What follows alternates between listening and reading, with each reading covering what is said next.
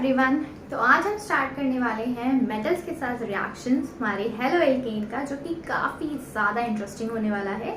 बहुत ही ज़्यादा easy concept है और इसके अंदर हम काफ़ी सारे रिएक्शंस के बारे में पढ़ेंगे। तो आज शुरू करते हैं हमारा lecture with halo alkane, the reaction of halo alkane with metals. Okay, तो सबसे पहले स्टार्ट करते हैं हमारा मेटल, वो कौन है? सोडियम। ठीक है, तो अगर हमारा हेलो एल्केन सोडियम के साथ रिएक्ट करता है तो हम उस रिएक्शन को कहते हैं वुड्स रिएक्शन।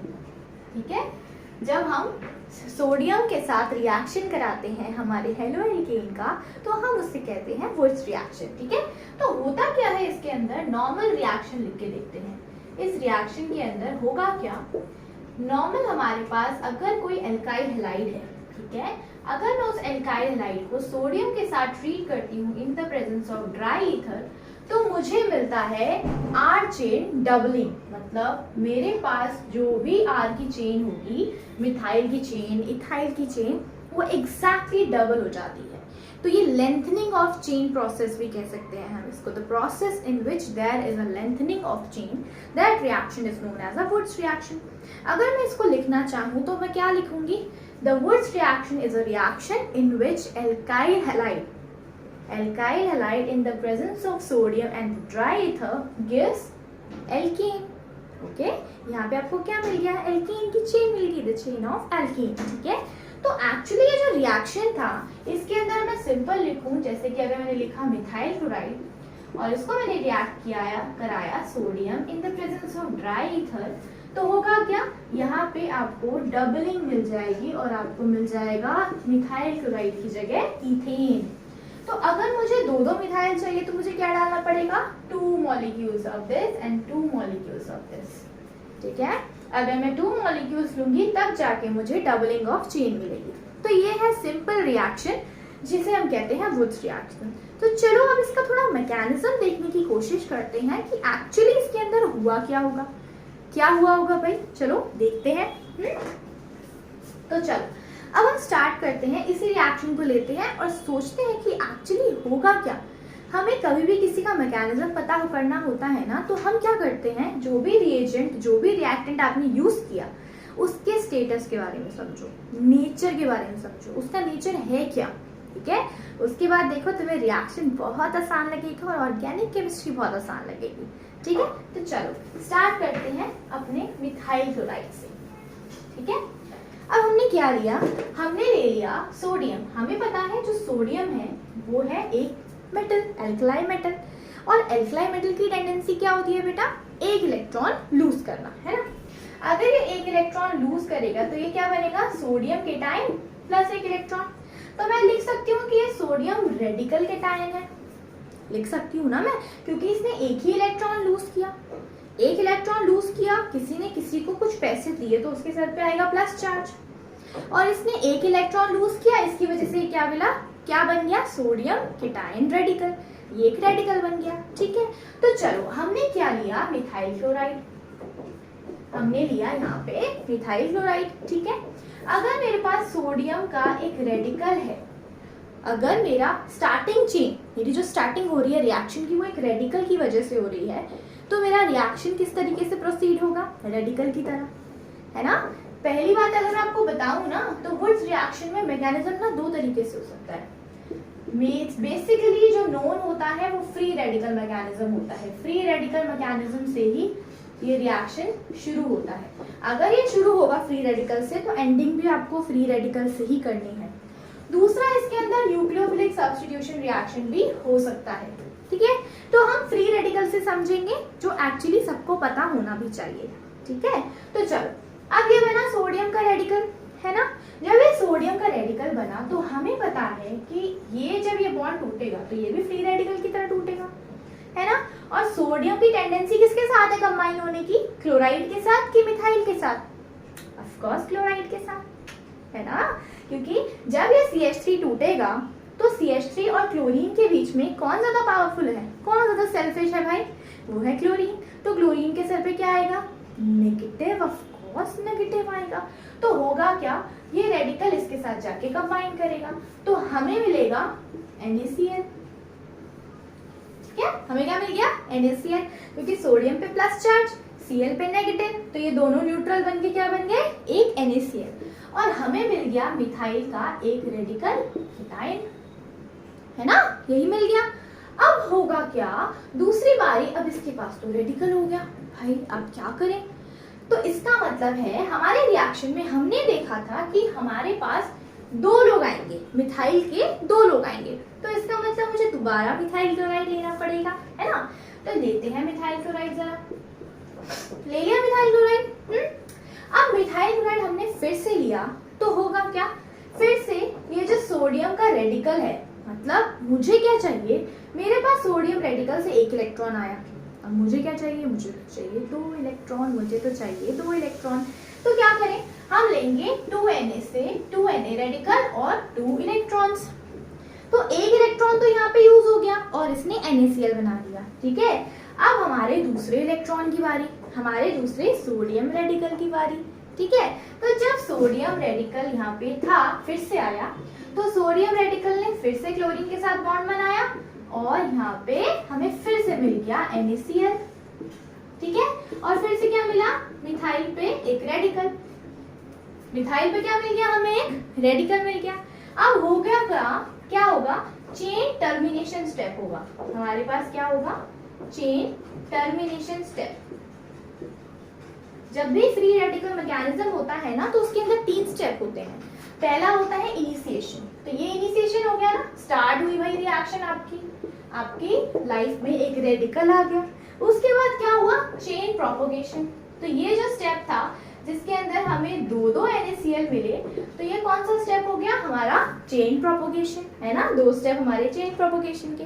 और टर्मिनेशन में क्या होगा, हमारे पास ये जो मिथाइल रेडिकल था और ये जो मिथाइल रेडिकल था, ये दोनों आपस में कंबाइन कर जाएंगे। कैसे, हमने लिया यहाँ पे CH3 रेडिकल, हमने लिया यहाँ पे CH3 रेडिकल, तो ये दोनों आपस में कंबाइन करके क्या बनाएंगे, ये लोग बनाएंगे इथेन। देखो कितना सिंपल सा मैकेनिज्म था भाई, कुछ था ही नहीं इस मैकेनिज्म के अंदर, बहुत ही सिंपल सा मैकेनिज्म था, है ना, बिल्कुल सिंपल सी चीज है। होगा क्या, पहले हमें पता है जो सोडियम एक मेटल है, मेटल की टेंडेंसी होती है कि वो इलेक्ट्रॉन लूज करे, ठीक है। हमारे रिएक्शन में स्टार्टिंग में 2 NaCl निकल रहे थे, है ना, और 2 मॉलिक्यूल हमने कंबाइन किए थे, है ना। तो इसका मतलब मुझे 2 सोडियम लेने पड़ेंगे ताकि वो 2 इलेक्ट्रॉन्स लूज करे, ओके। फिर क्या हुआ, सोडियम का रेडिकल जो था वो जाएगा Cl के साथ कंबाइन करने, क्योंकि सोडियम की टेंडेंसी क्लोरीन के साथ ज्यादा है, ओके। और हमें मिलेगा CH3 का रेडिकल, फिर से ये प्रोसेस रिपीट होगा और हमें फिर से मिलेगा CH3 का रेडिकल, जिसे हम कहेंगे चेन प्रोपोगेशन स्टेप। उसके बाद क्या होगा, 2 रेडिकल आपस में कंबाइन होकर रिएक्शन को कंप्लीट करेंगे और हमें क्या मिल जाएगा, हमारा इथेन। सबसे आसान है, बहुत इजी स्टेप है, बहुत इजी मैकेनिज्म है इसका, ठीक है। चलो आप इसका स्क्रीनशॉट ले लो, फिर हम पढ़ते हैं आगे के रिएक्शंस इसके अंदर कैसे कैसे होंगे और पेपर में क्या आता है भाई, क्योंकि पेपर में जो आता है वो इम्पोर्टेंट जरूरी है भाई, है ना। तो चलो आप इसका स्क्रीनशॉट ले लो, 1 2 3 4 डन, ओके। सो चलो अब हम करते हैं इसके कुछ रिएक्शंस, ठीक है। बहुत आसान होता है इसके रिएक्शन करना, कोई बड़ी बात नहीं है। देखो पेपर में कन्वर्जेंस आते हैं, कन्वर्जेंस से सिर्फ इतना आइडिया लगाना कि अगर आपको स्टार्टिंग मटेरियल 2 कार्बन का दे रखा है, एंडिंग में आपको 4 कार्बन बना दिए, तो समझ लेना वो रिएक्शन होने वाला है, ओके। तो चलो हमारे पास ना एक रिएक्शन आता है जिसमें ना बच्चे काफी ज्यादा कंफ्यूज हो जाते हैं, पता नहीं क्यों, बट इजी है, बहुत ज्यादा इजी है। मान लो मेरे पास ये रिएक्शन है CH3 CH CH3 और ये Cl, ठीक है। मेरे पास ये 2 मॉलिक्यूल्स दे रखे हैं और इसमें डाल रखा है sodium in the presence of dry ether. अब बच्चे क्या करते हैं ना, बच्चे बनाते हैं, बच्चों को दिखती है ये 3 कार्बन की चेन है ना, सीधा डबल कर देंगे सीधा, और ये बना देंगे CH3 CH2 CH2 CH2 CH2 और ये CH3, 6 कार्बन की चेन, 3 कार्बन से 6 कार्बन की चेन बनाते हैं, 1 2 3 4 5 6। अब ये क्या है भाई, एकदम गलत भाई। तुम जो आंसर ऐसे निकालोगे तो तुम तो गलती करोगे। अभी हमने मैकेनिज्म समझा, तो मैकेनिज्म में था क्या, जहां से क्लोरीन निकलेगा वहीं पे दूसरी चीज कंबाइन होगी जाके, है ना। इसका मतलब ये तो गलत हो जाएगा, है कि नहीं, ये तो गलत हो जाएगा। तो होगा क्या, सिंपल सी ट्रिक है, कुछ ध्यान रखने वाली बात नहीं है, मैकेनिज्म याद करने की जरूरत नहीं है, बहुत आसान सी चीज है। क्या, जहां से आप Cl को निकालोगे, मान लो मेरे पास 2 कंपाउंड थे इसके, है ना, 2 थे, तो यहाँ पे Cl लगा होगा, मैं इसको उल्टा बना देती हूँ, just mirror images of each other, ठीक है। मैंने इसे बनाया, इसे बनाया, अब मुझे पता है कि ये जो सोडियम है यहाँ से आएगा और यहाँ से आएगा और इस NaCl को कंबाइन करके ले जाएगा। जब ये NaCl को कंबाइन करके ले जाएगा तो मुझे क्या करना है, जहां से Cl निकल रहा है और दूसरे वाले का Cl निकल रहा है, उन दोनों को आपस में कंबाइन कर देना है और कुछ भी नहीं। तो होगा क्या, मैंने अभी मैकेनिज्म में क्या बताया, जहां से Cl निकलेगा वहां रेडिकल बनेगा, जहां से Cl निकलेगा वहां रेडिकल बनेगा, और 2 रेडिकल आपस में जाके क्या करेंगे, कंबाइन हो जाएंगे, है ना। तो होगा क्या, ये सिंपल सा रिएक्शन CH3 CH, यहाँ पे बना रेडिकल CH3 और ये दोनों आपस में कंबाइन। देखो कितना आसान रिएक्शन था, और पेपर में ऐसे नहीं बना हुआ आएगा, आपको इसकी नेमिंग आएगी, आयोपेक नेमिंग के साथ आएगा क्वेश्चन, तो इसको थोड़ा सा ठीक से बना दो। हमने लिखा CH3, ये लिखा CH, इसे नंबरिंग 1 2, ये ले लेते हैं 3, ये ले लेते हैं 4 कार्बन की चेन बनेगी ना बेटा, तो 4 कार्बन की चेन बनाते हैं, 1 2 3 और ये 4, ठीक है। और सेकेंड और थर्ड पे क्या लगा है, एक मिथाइल, सेकेंड और थर्ड पे मैंने क्या लगा दिया, मिथाइल। देखो अब ये है आपकी कार्बन की चेन जो आपको पेपर में दे रखी होगी, तो इसका नाम क्या होगा, इसका नाम होगा 2,3 डाइमिथाइल, है ना, और ब्यूटेन, 4 कार्बन की चेन, ये रहा इसका प्यारा सा नाम। देखा कितना सिंपल रिएक्शन था, ऐसे करके अपना डब्बा मत करवा कर आना, बिल्कुल गलती मत करना, ये बहुत आसान सी चीज है कि नहीं, ऐसे डबलिंग मत करके आना, सिंपल मैकेनिज्म को याद रखो। क्या होने वाला है, जहां से क्लोरीन निकलेगा वहां रेडिकल बनेगा, तो दोनों जगह से क्लोरीन निकालो और दोनों साइड को कंबाइन कर दो, जहां से क्लोरीन निकला था वहीं से कंबाइन करना, ठीक है, ये गलती मत करना, इसी को कहते हैं वुड्स रिएक्शन, बहुत आसान है, ठीक है। चलो अब हम पढ़े नेक्स्ट रिएक्शन जो कि है फ्रैंकलिन रिएक्शन, ठीक है। तो चलो फ्रैंकलिन पढ़े या ग्रिग्नार्ड, चलो ग्रिग्नार्ड पहले पढ़ते हैं, उसका मैकेनिज्म भी समझते हैं, बहुत इंटरेस्टिंग है, ठीक है। तो चलो स्क्रीनशॉट ले लो बेटा, 1 2 3 4 5 डन, ओके। तो चलो अब हम पढ़ते हैं नेक्स्ट रिएक्शन, और ये जो हमारा नेक्स्ट रिएक्शन है वो है हमारा ग्रिग्नार्ड रिएक्शन की वजह से, ग्रिग्नार्ड, ओके, बहुत ही फेमस नाम है भाई, ग्रिग्नार्ड का बड़ा फेमस नाम है। चलो ग्रिग्नार्ड रिएजेंट, अब ये रिएजेंट होता क्या है, सबसे पहली बात ग्रिग्नार्ड के नाम पे याद रखना मैग्नीशियम, जब आप मैग्नीशियम मेटल की बात करोगे तो आप ग्रिग्नार्ड की बात करोगे। तो चलो हमने क्या लिया, सिंपल हमने लिया RX, ठीक है, एल्काइल हैलाइड, एल्काइल हैलाइड को रिएक्ट कराया मैग्नीशियम के साथ in the presence of dry ether. जब हमने इसको इसके साथ रिएक्ट कराया तो हमें क्या मिला, RMgX, इसी को हम क्या कहते हैं बेटा, ग्रिग्नार्ड रिएजेंट, इसी को क्या कहते हैं हम, ग्रिग्नार्ड रिएजेंट। अब आखिर हम इसके बारे में इतना पढ़ क्यों रहे हैं, आखिर हम इसके बारे में इतना पढ़ क्यों रहे हैं भाई, ऐसा क्या है इस ग्रिग्नार्ड रिएजेंट में।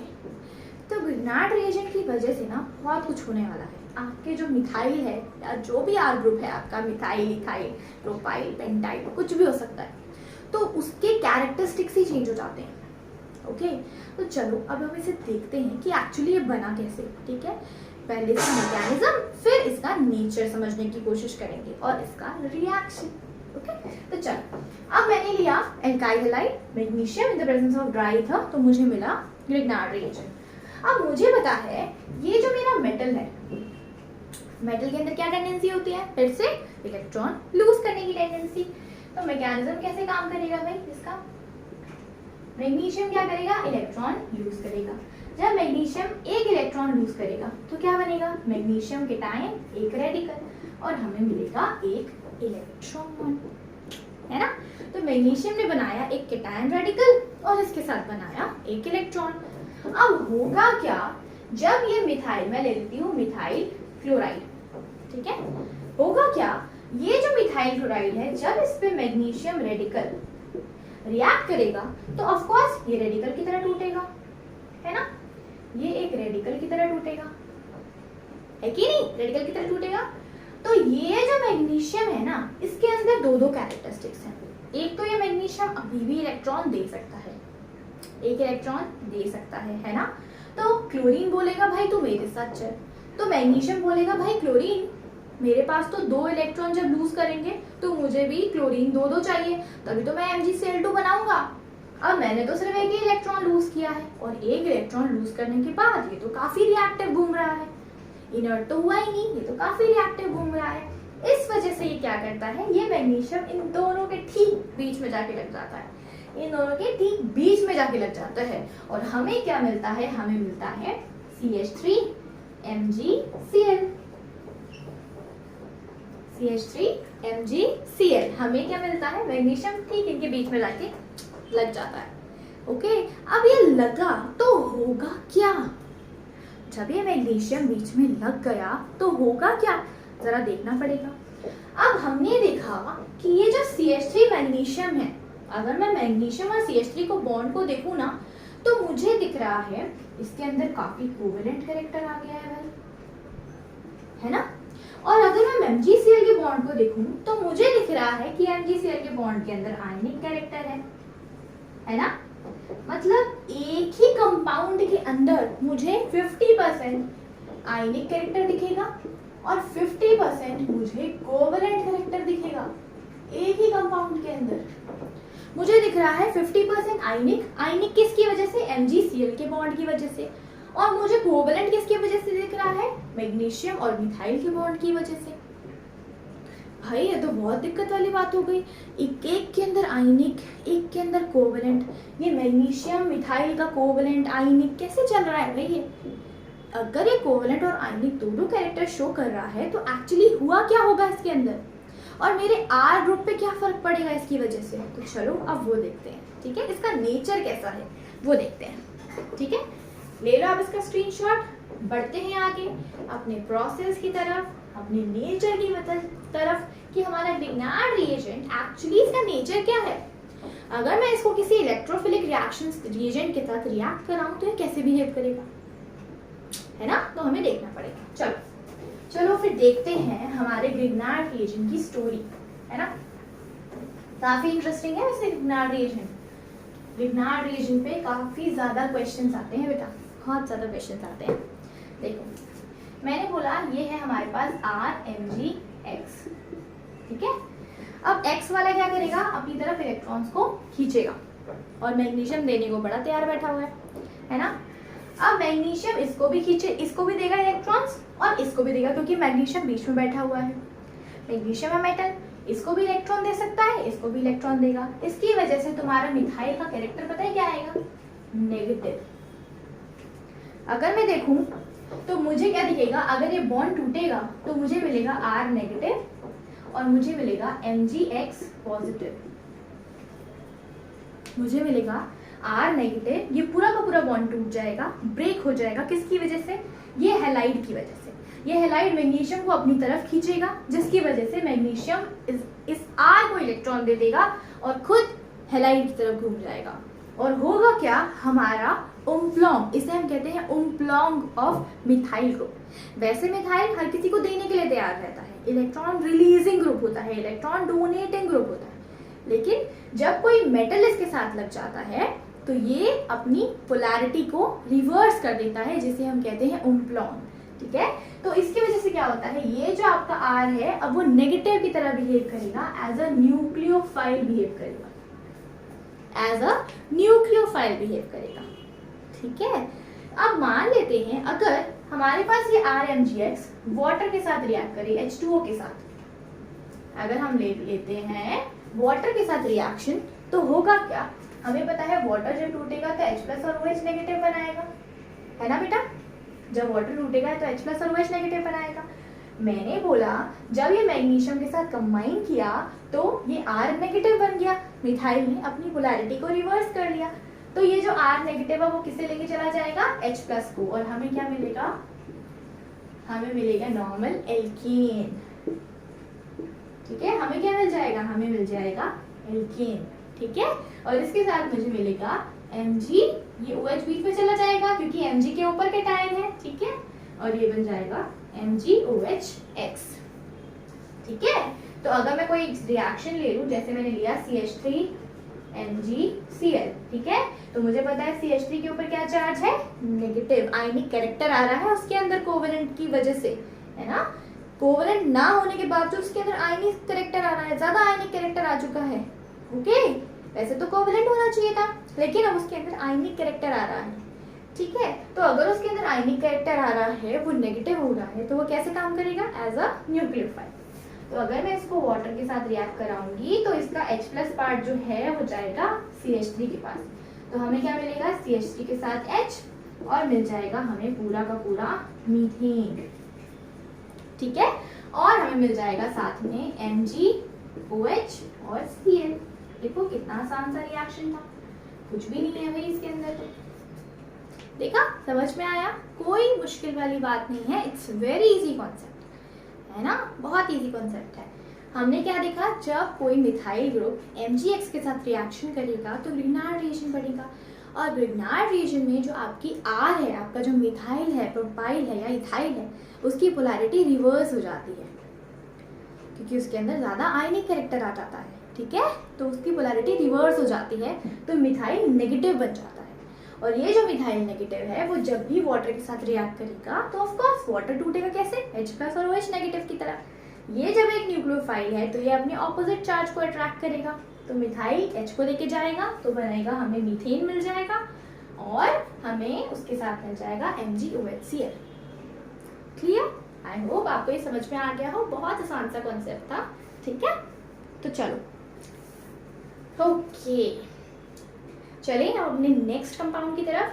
वो कौन सा था हमारा रिएक्शन, फ्रैंकलिन रिएक्शन। ठीक है, तो चलो अब फ्रैंकलिन रिएक्शन की तरफ चलते हैं और देखते हैं फ्रैंकल रिएक्शन में होता क्या है। ठीक है, चलो तो बढ़ते हैं फ्रैंकलिन रिएक्शन की तरफ। फ्रैंकल रिएक्शन को आप नाम से ध्यान रखोगे कि वो जिंक का रिएक्शन होता है। फ्रैंकलिन जो रिएक्शन होता है वो जिंक की वजह से होता है। Franklin reaction. अब ये जो रिएक्शन होता है ना बेटा, ये जिंक की प्रेजेंस में होता है। अगर आप लोगे कोई alkyl halide in the presence of zinc, ठीक है, और ड्राई ईथर, तो आपको मिलेगा क्या, आपको मिलेगा RR वाला ग्रुप अगेन। ठीक है, आपको क्या मिलेगा, RR वाला ग्रुप। ठीक है, तो अब इसका मैकेनिज्म देखते हैं कि भाई हुआ क्या होगा मैकेनिज्म में। हमें पता है जो जिंक है वो 2 इलेक्ट्रॉन लूज करता है। ठीक है, तो जब जिंक है 2 इलेक्ट्रॉन लूज करेगा तो क्या बनाएगा, जिंक +2 प्लस 2 इलेक्ट्रॉन्स। ओके, तो ये जो जिंक +2 है, अब सोचने वाली बात है, जब ये जिंक +2 बना तो इसका मतलब अगर मैं रिएक्शन में हैलोजन ले रही हूँ, मैं रिएक्शन में हैलोजन लेती हूँ ना, एल्काइल हैलाइड की बात कर रही हूँ, क्लोरीन होगा, ब्रोमीन होगा, फ्लोरीन होगा, आयोडीन होगा, और सबके अंदर टेंडेंसी क्या होती है कि वो 1 इलेक्ट्रॉन को ही गेन करते हैं, और इसने दे दिए 2-2 इलेक्ट्रॉन, है ना। तो इसका मतलब हमें ये 2 हैलाइड लेने पड़ेंगे। तो हमने लिया 2CH3Cl। ठीक है, जब इसने जिंक के साथ कंबाइन किया तो होगा क्या, होगा क्या भाई, सोच के बताओ। बिल्कुल सेम जैसे वुड्स रिएक्शन में किया था ना, बिल्कुल सेम रिएक्शन इसी के साथ करना है। ओके, बिल्कुल सेम। तो होगा क्या, ये जिंक +2 है और यहाँ से 2 Cl नेगेटिव मिलेंगे, और ये दोनों आपस में कंबाइन हो जाएंगे और हमें मिलेगा जिंक Cl2 ZnCl2। ओके, और हमें मिल जाएगा मिथाइल के साथ दूसरा मिथाइल, और इसे कहेंगे हम क्या, इथेन। आपको इसका पूरा मैकेनिज्म जानने की बेटा जरूरत नहीं है, ओके, क्योंकि रिएक्शन पेपर में मैकेनिज्म के साथ ये वाला नहीं आता।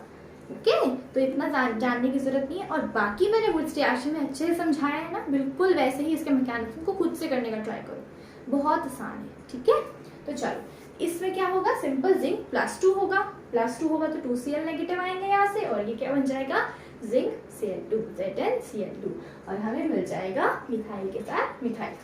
ठीक है, तो ये सिंपल रिएक्शन है।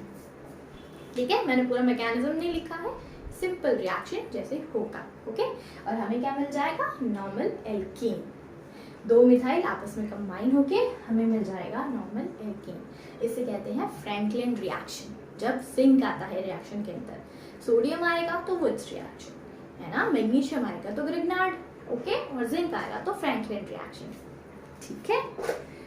तो चलो अगर हम कोई क्वेश्चन लें, ठीक है, जरा सोच के बताना, ठीक है। अगर हम कोई क्वेश्चन लें और उसको सॉल्व करने की कोशिश करें तो होगा क्या, आपकी ना कॉपी के अंदर एक कन्वर्जन है, बहुत आसान है, ठीक है। देखो, अगर आपको बनाना पड़े इथेन टू ब्यूटेन, अगर आपको बनाना पड़े इथेन टू ब्यूटेन, तो करेंगे क्या भाई, क्या करेंगे, पहले मुझे अगर ब्यूटेन चाहिए, पहले मैं इसका स्ट्रक्चर लिखूंगी, CH3 CH2 CH2 CH3। मुझे क्या चाहिए, ब्यूटेन, और कहाँ से चाहिए, मुझे चाहिए CH3 से, इथेन से चाहिए, है ना। अगर मुझे ब्यूटेन बनाना पड़ेगा, मैं देख रही हूँ डबलिंग ऑफ चेन दिख रही है मुझे, तो मैं यहाँ पे वुड्स रिएक्शन कर सकती हूँ, कर सकती हूँ। मतलब अगर मुझे यहाँ तक पहुँचना है तो इसके लिए मुझे सोडियम और ड्राई ईथर डालना पड़ेगा, बिल्कुल ठीक बात है। लेकिन रिएक्टेंट क्या होगा, अगर मैं इसको डबलिंग करूंगी तो मेरा रिएक्टेंट क्या होना चाहिए, कोई एल्काइल हैलाइड, है ना। और वो एल्काइल हैलाइड कौन सा होना चाहिए, CH3 वाला, है ना, मीथेन वाला। तो हम लेंगे CH3 CH2 Cl। अगर मैं ये 2 मॉलिक्यूल्स लूंगी और इसको सोडियम ड्राई ईथर की प्रेजेंस में रिएक्शन कराऊंगी तो मुझे मिल जाएगा पूरा का पूरा ब्यूटेन। अब यहाँ से यहाँ तक कैसे आएंगे भाई, यहाँ से यहाँ तक कैसे आएंगे, अगर मुझे कभी नॉर्मल इथेन, मुझे पता है नॉर्मल जो एल्केन्स होते हैं वो रिएक्टिव नहीं होते, है ना, तो उनमें क्या होता है, हमें यूवी लाइट डालनी पड़ती है। तो अगर मैं ले लूँ यहाँ पे Cl2 in the presence of HNu ना, तो ये साइड रिएक्शन हो जाएगा, यहाँ पे हाइड्रोजन की जगह पे मुझे क्या मिल जाएगा, एक Cl through free radical mechanism. और ये किसकी वजह से होगा, फ्री रेडिकल मैकेनिज्म की वजह से, बिल्कुल सेम जैसे हमारे सारे रिएक्शन फ्री रेडिकल मैकेनिज्म से हो रहे हैं ना, तो ये भी रिएक्शन फ्री रेडिकल मैकेनिज्म से ही होगा और मुझे मिल जाएगा ब्यूटेन, ओके। अच्छा चलो, अगर हम कोई और रिएक्शन लें और वो फ्री रेडिकल की तरह ही होने वाला है, तो आप किस किस चीज़ का ध्यान रखोगे, ये ज़रूरी है। ऐसा नहीं है कि हर चीज़ में आपको साइड वाले कार्बन में ही Cl को लगा देना है, नहीं, you have to search for the best radical. अगर मुझे रेडिकल चाहिए तो मुझे पता है जो रेडिकल होता है वो बिल्कुल कार्बोकेटाइन की तरह होता है ना, मतलब इलेक्ट्रॉन डेफिशिएंट, ओके। मेरा जो रेडिकल होता है वो इलेक्ट्रॉन डेफिशिएंट होता है। तो अगर मेरा रेडिकल इलेक्ट्रॉन डेफिशिएंट है, रेडिकल भी इलेक्ट्रॉन डेफिशिएंट है, तो इसका मतलब उसको इलेक्ट्रॉन्स की जरूरत है। तो जितने ज्यादा मिथाइल उसके आसपास लगे होंगे उतने ही ज्यादा चांसेस होंगे कि वो रेडिकल पे ही Cl जाके लगेगा। इसका स्क्रीनशॉट ले लो आप। फिर मैं बताती हूँ आपको एक रिएक्शन जो कि बहुत ही ज़्यादा इंपॉर्टेंट है और आपके पेपर में अक्सर आ जाता है, उस टाइप का रिएक्शन बहुत ज़्यादा इंपॉर्टेंट है, ठीक है। तो चलो देखते हैं, ओके। अब देखो, अगर मैंने यहाँ पे ले लिया, ध्यान से समझना है इसको, ठीक है, यही सब आने वाला है पेपर के अंदर। अगर मैंने ले लिया यहाँ पे, मेरे पास है एक बेंजीन की चेन, मेरे पास बेंजीन की एक रिंग है, ठीक है, और यहाँ पे लगा हुआ है CH, ठीक है, CH3, और इस पे लगा हुआ है हाइड्रोजन, ठीक है, और यहाँ पे CH2, और ये लगा है, यहाँ पे मैंने डाल दिया आपके लिए Cl2 in the presence of HNu, ठीक है। अब पता है बच्चे क्या करते हैं, बच्चे एकदम कोने में, सबको पता है, सब जो नॉर्मल पढ़ते हुए आ रहे हैं, ठीक है, कोई मैकेनिज्म को सोचने की कोशिश नहीं करता कि इंटरमीडिएट में क्या बना था।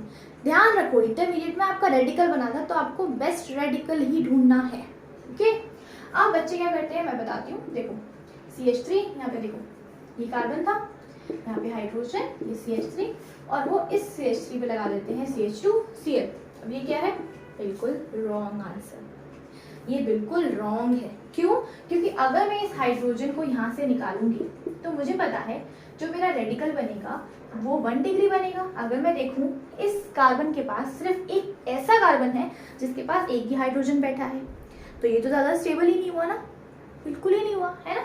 लेकिन अगर मैं क्या करूँ, इस रेडिकल, इस हाइड्रोजन को निकाल दूँ और यहाँ रेडिकल बनाऊँ, तो आपको क्या दिखेगा, इस कार्बन के पास जो रेडिकल है उसके पास कितने अल्फा हाइड्रोजन है, देखो हमेशा search for the, always search for the alpha hydrogen, always search for, okay. तो मैंने देखा ये मेरा अल्फा कार्बन, ये मेरा अल्फा कार्बन है ना, इसके पास 3 अल्फा हाइड्रोजन है ना, इसके पास 3 अल्फा, टोटल कितने हो गए 6 अल्फा हाइड्रोजन। और दूसरा ये जो बेंजीन रिंग है वो भी रेजोनेंस में जाएगी इस रेडिकल के साथ, तो ये काफी ज्यादा स्टेबल रेडिकल बनेगा। इसी वजह से आपका जो परफेक्ट आंसर पता है क्या होना चाहिए, वो होना चाहिए बेंजीन रिंग के ऊपर ये CH, ये C ऊपर लगेगा इसके Cl, CH3 और ये CH3। This is your perfect answer, this is your perfect answer, this is not. Always remember that point, that's very very important. ये आपको पता ही होना चाहिए, ओके। ये आपको ध्यान होना चाहिए कि आपके रिएक्शन में आपको क्या दे रखा है, उसमें इंटरमीडिएट क्या बनेगा। जो भी इंटरमीडिएट बनेगा उसी से आपको आइडिया लगाना पड़ेगा कि इंटरमीडिएट मेरा रेडिकल बनेगा, तो मुझे रेडिकल ही बेस्ट चेक करना है। अगर मेरा रेडिकल वहां बेस्ट बन रहा है तो वहीं पे रिएक्शन होगा और वहीं पे क्लोरीन जाके अटैच हो जाएगा, ठीक है, वहीं पे क्लोरीन जाके अटैच हो जाएगा, ओके। आई होप आपको ये वीडियो अच्छे से समझ में आई होगी। बहुत आसान सा रिएक्शन है हेलो एल्केन्स के रिएक्शन विद योर मेटल्स, ठीक है, और यही आते हैं आपके पेपर में।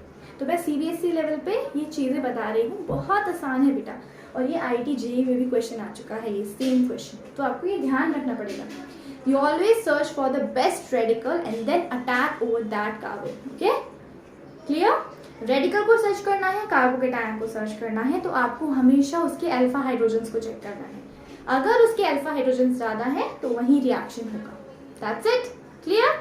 तो आज के लिए इतना ही, thank you very much. I hope आपको ये वीडियो अच्छी लगी हो। नेक्स्ट वीडियो में मैं लेकर आऊंगी हमारे हेलो एरिन्स, ठीक है, अपने हेलो एरिन्स के बारे में पढ़ेंगे और हेलो एरिन्स का रिएक्शंस करेंगे, प्रिपरेशन करेंगे, बहुत ही इंटरेस्टिंग कॉन्सेप्ट है, ठीक है। तो थैंक यू वेरी मच, चलते हैं, कल मिलते हैं फिर इसी टाइम नई वीडियो के साथ। Thank you, have a good day.